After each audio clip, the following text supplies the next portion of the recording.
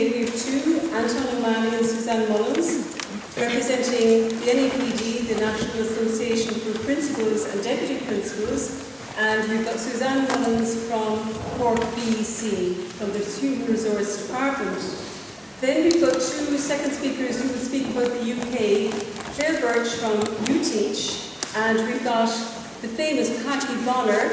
Yes, Packie Bonner, if anyone knows about soccer. And Packie's here to talk about going to England and that whole transition for any of you if you're thinking about it. And I'm sure you'd be delighted to listen to him anyway. So please welcome, we've got the two Irish speakers first, and they're actually going to speak together and they'll give you an insight into teaching in Ireland. And so please welcome to the stage Anton O'Malley from NAPD and Suzanne Mullins from the Cork BEC.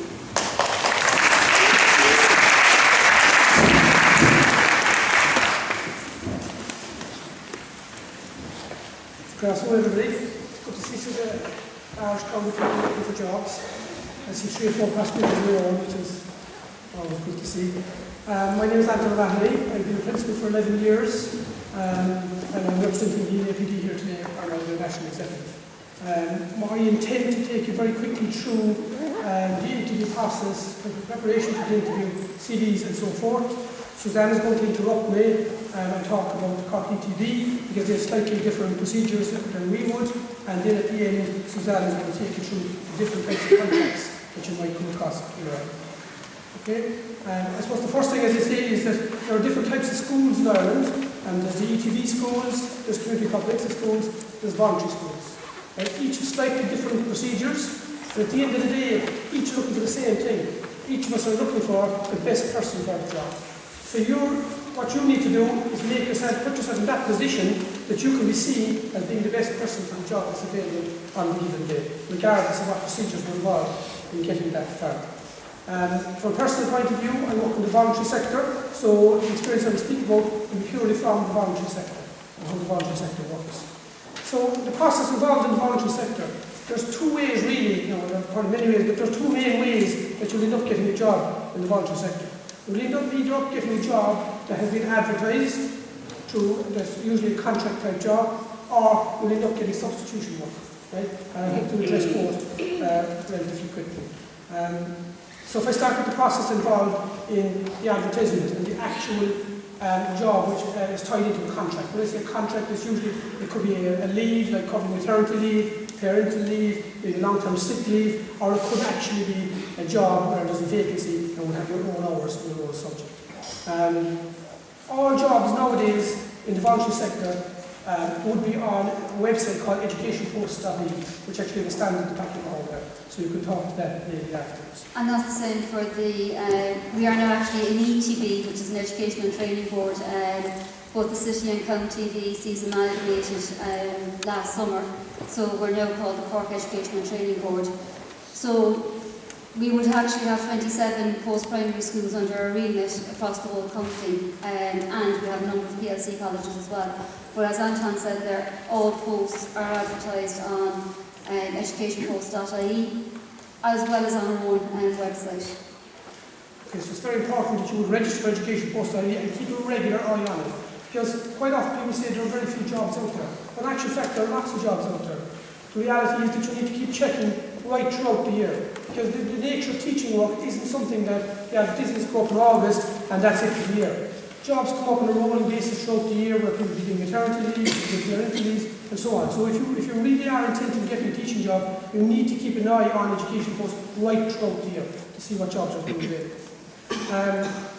The great thing about educationpost.ie from the school's point of view is that we can put up all the detail of the job. But it's also a great point from your point of view because when you go on educationpost.ie, you get all the required details. So you will know then whether is the job that suits you or not.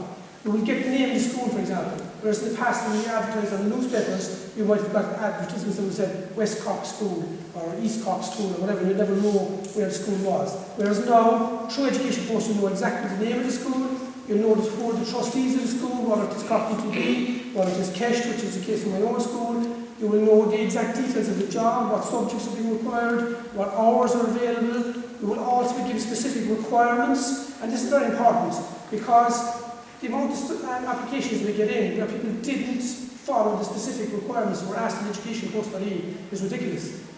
Usually on Education Post.ie there's an opportunity for us in school to put up extra information, exactly what we need. In my case, I would always ask for 3 copies of your CV, right? That's very important, because if I have an interview board of 3, then I want 3 copies of your CV, which saves me a job, I know, because I'm not going to go around photocopying CVs for people. If you're really intent in the job, you would give me the 3 copies of the CV. I'm also looking for copies of your vetting, right? Regarding vetting, I'm also looking for copies of your teacher registration. And when I look at your teacher registration, what I'm looking for is the certificate that shows the subjects that you're qualified to teach, not a renewal notice. Right? A lot of people make that mistake, they send in a notice, renewal notice, which shows me, yes, that you paid your teaching council fee at the last opportunity and it's due again on whatever date. But it doesn't tell me what subjects that you're qualified to teach. Now, just on the teaching council, to be aware is that I know that for ETB, we do accept CVs, but what we really want is we have a standard application form for everyone to fill out, because the number of teaching posts that we obviously have, we try and have a standard process for selection board members so that they can keep an interview flowing as well. In addition to that, what we would also look at, what we will be doing is from next year onwards, we are going to be online for those applications, so just be aware of that one. In relation, but we'll still be advertising on educationpost.ie and you'll be directed to the online system. In relation to the teaching council, yes, what Anton said there is correct. We would be looking for evidence of must be current teaching council registration. On registering with the teaching council, one of the things I would say there about subjects is just be sure and register for all the subjects that you can register for. Because we very often see people come into us and we would get there, we would have looked for transcripts in the past. And if you look at the transcripts, they could have been registered for more than this one subject that they registered for. So you need to be clear when you're registering that you're registering for all the subjects that you possibly can register for. As well as that, for people who are graduates who are in their final year in college and looking at trying to get a job in September, you may not be registered with the teaching council at the time of making your application. So for that reason, Cork ETB will accept applications, particularly when we see from the application form that someone's a graduate. We will accept the applications with teaching council pending. But if you are being offered a position, it is on the basis that you obtain the registration as quickly as possible, and it is your responsibility to contact teaching council and get them to fast track your application. And they have done that in the past for people. So again, just be aware of that one. Okay, so the next step that happens in the voluntary sector is once you see the advertisement and you follow the instructions and send in your CVs, the next thing we will do is we will shortlist. Particularly in the present climate, we're getting quite a number of CVs for every job, so we will go through the shortlisting process. So the process is that we would decide, before we open any of the CVs, we would decide what criteria we're using for this particular job. Right? That's the only fair way of doing it, rather than basing as we see the CVs, we decide beforehand what the criteria are. And in my case, normally what happens is the first criteria I always use is, did you follow the instructions of the advertisement? So if I asked you for 3 copies of your CV and you didn't send in 3 copies of your CV, then in my book you don't go any further on the shortlist. If I've asked you for copies of your vetting and you didn't send it to me, then you go no further on the shortlist. Okay? So that's my first step. My next step then would be, have you got the subjects required? Right? Very important. Have you got the subjects that I'm looking for? And the third thing is, what experience? Normally, before we open the CVs, we determine, normally we would say something like we're looking for experience of teaching leaving certificate classes. Right? So if you have taught leaving certificate classes, you should be putting that in your CV. Right? We'll come to that in a minute. That leads me to the question though, that if you see on the advertisement leaving experience required, or if you see that I'm looking for a PE is an obvious one, if I'm looking for PE in maths, and say you're PE in Irish, or you haven't got leaving cert, should you send in your CV? The answer is yes, of course, you're the one that's job hunting. You have absolutely nothing to lose. Because if you send in your CV and I have to shortlist you out, then you have nothing to lose. Because if I'm looking for PE in maths and yours is PE in Irish, it might well be that I won't get any PE in maths. In which case I might then split the job into a PE job and a maths job. Right? So it is what you want to send in your CV, even if you don't have the qualifications that I was looking for, but just be aware of the fact that you might be shortlisted out. That's all.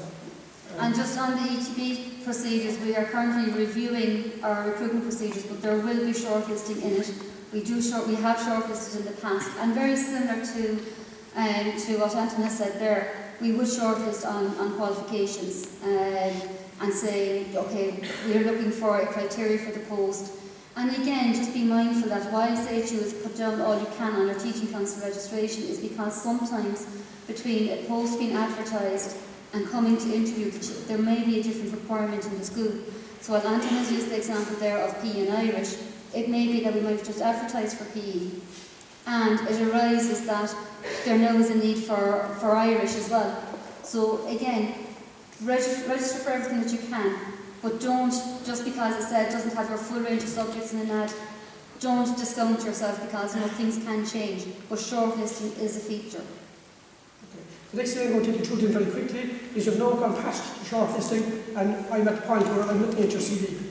Remember that your CV, and it's the exact same with application form, that your CV is giving an impression of you, right? So it must be relevant to the job that you're applying for. And remember, all a CV does is it gets you the interview, it doesn't get you the job. It's the interview afterwards, or perhaps a combination of both, that will get you the job. But the interview is based on your CV. Now, I'm going to sound a bit basic and simplistic here, I'm going to go through the headings that should be on the CV. And it might sound a little bit like transitional stuff, but it's amazing the amount of CVs that you get in that are just not good enough for the job, and particularly grammar. You know, if you're applying for a teaching job, then at least check the grammar before you send it in. Right? On your CV, right, it should be an absolute max 3 pages, preferably 2 pages, but an absolute max 3 pages. If you're trying to get a CV down to that level, then you need to keep it to relevance. Right? And we keep talking about that, you need to keep your CV relevant, not adding in stuff that's irrelevant. So for example, first thing obviously in your CV is your personal details. Okay? So people always write down their name and their address, but the amount of people who mistype their phone number, just crucial.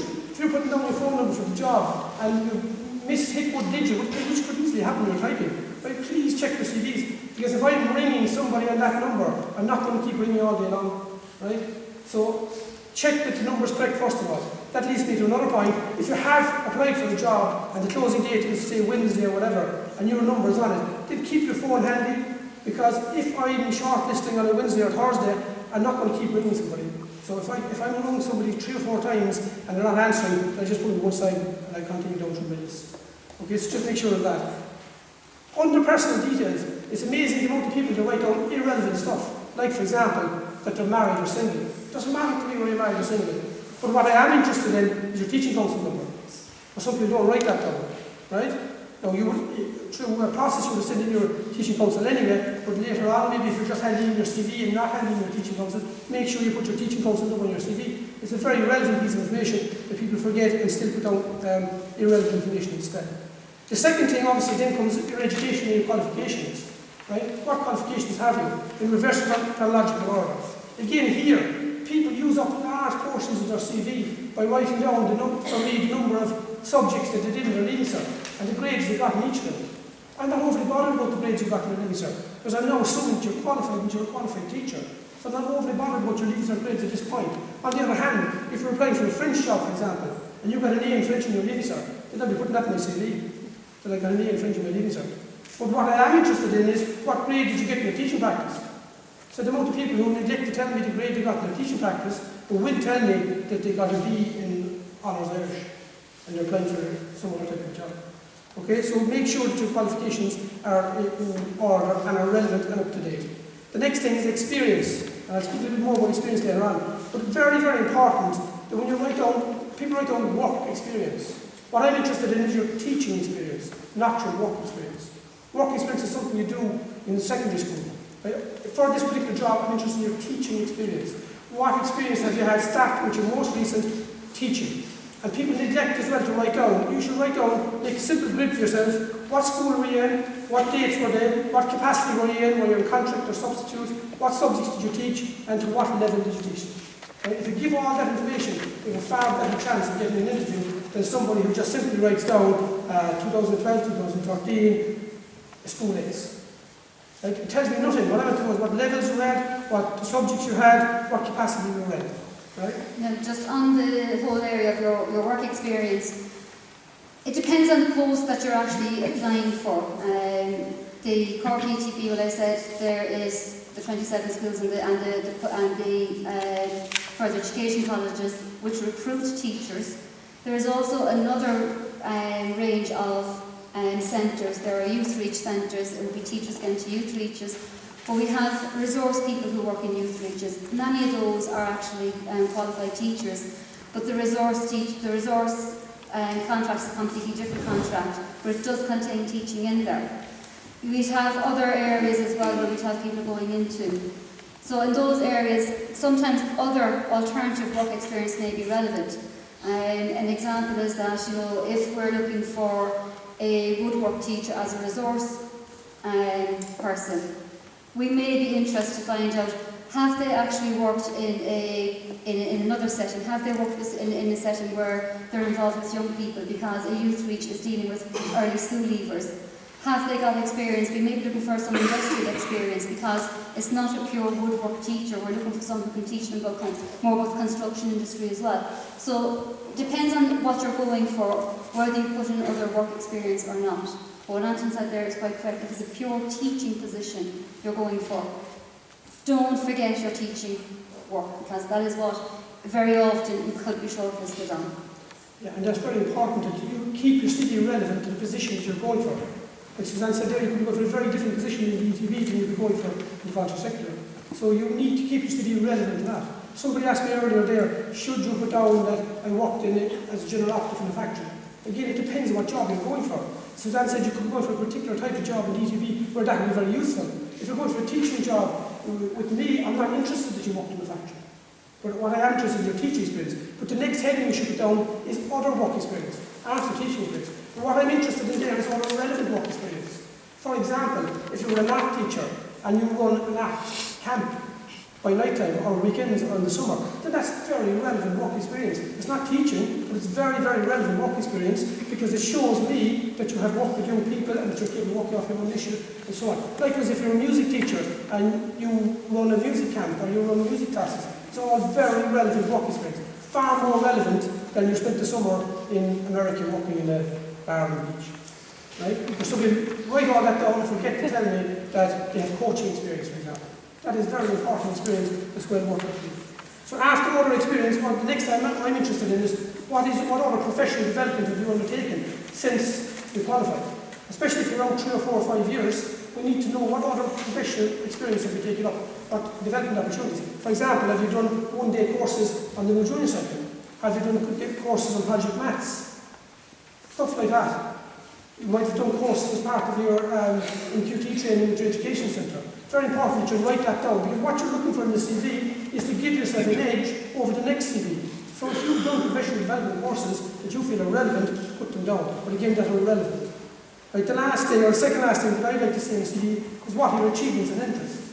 But again, I'm looking for relevance. Right? If there's something that makes you stand out, like you climb Mount Everest, then of course put it down, it makes you stand out. If you played in goal for Ireland, then obviously that makes you stand out. Put that down. But what I'm really interested in terms of interest is, have you done anything that's relevant to teaching? So, if you played in goal for Ireland, but you also coach on the 12 team, I'm far more interested in the fact that you coach on the 12 team, or that you coach on the 16 team, or whatever, because it shows me that you're involved with the youth, that you're capable of working with teenagers or with young children. I'm just far more interested in that. So again, keep your achievements and interests relevant. If you write down, I love to walk, cycle, read, whatever, that's fantastic, it's lovely. But I'd much prefer to see you writing down, I run a book club in my own time for children. So keep it relevant if you can at all. And the last thing obviously on your CV is your referees. And again, referees are very important. You need to put down a referee who you know is going to give you a good reference. That's the first thing. Do not put down a referee who you have a run-in with. That's the first thing. The second thing is, always ask your person, that you ask the person for the permission to put down your name. Right? And a third thing that I notice from referees is a glaring gap in your CV. If you spent a year working in a place and yet the principal of that school isn't down as your reference. Straight away it's ringing alarm bells. Was there something, we did a year's experience there, but don't know people in that school as a referee. So that rings alarm bells. And it doesn't have to be the principal of the school, it could be the deputy principal, but it has to be one or the other. And the other thing about referees is contact details. Make sure they're the right contact details down. because in Cork ETB we look for references with the application forms. Because a selection board wants to see the references when they're making decisions around recommending people. So we actually look for written references with the application forms as well. But again, the thing is, make sure that the contact details are correct for the referees. Okay, so we'll move on very quickly to the Can I interview. just go one more thing on applications? Sorry, now, bugbear. Closing dates. We can advertise a post and we would generally give a closing date of 2 to 3 weeks on it. We would receive no applications in the first week. We might receive 1 or 2 in the second week, and by the day of closing, we're inundated and we usually get people ringing up, they've missed the closing date, or time. Because what we actually do is we set our times, usually noon, and if your application form is late, it will not be accepted. We don't accept excuses of I was sending it in electronically and the internet went down. I'm sorry, you've had 3 weeks. Do not wait to the last minute to send in your application forms. You see a post advertised, apply to everything. If you get something in the meantime, or if you are going for an interview in that period and you hope you get it, then all you do is a phone call to say, look, I won't be attending to interview, thanks very much. But don't be ringing up afterwards to say that you've missed the time, because there is no excuses are accepted. So just be aware of that and watch your times for getting applications in. So moving on to the interview then, and that's one of the points there. If you are applying for a job, make sure you're interested in that job, because it will be written on the education post where the job is. It's happened to me several times where I will bring up somebody, invite them to interview and say, oh, I don't think you'll bother, it's too fast. Right? It's a very bad impression of you. It makes no difference to me, I have plenty of other CVs to look at, but it gives a very bad impression. And education is a very small circle, and all principals and deputies would know a lot of each other. And then somebody rings up someday and say, I have an Irish job, have you any Irish CVs? And I'd be saying, well, there was one there, but she wouldn't travel to me, so that's all gone anywhere, that's him gone. So if you intend applying for a job, make sure that you intend to travel as well. In terms of interviews, preparation is the key. Really, the amount of people who come into interviews unprepared is phenomenal. You must be prepared for an interview. If you genuinely want the job, and you've got to prepare for the interview. So, simple things like sample questions. Go through in your mind, what are the sample questions? What type of questions am I likely to be asked? How would you know what type of questions you're likely to be asked? Well, ask other people who you know who are already teaching, who have already been to interviews. They'll tell you. But after a short while, you'll be building up your own bank of questions, because you'll be doing interview after interview. And every time you come out of an interview, the first thing you should do is write down all the questions you were asked and the answers you gave. Because it gives you time to reflect over it later on. You'll forget about it the day afterwards. As soon as you come out, write down the questions you were asked, the answers you gave. So then for the next interview,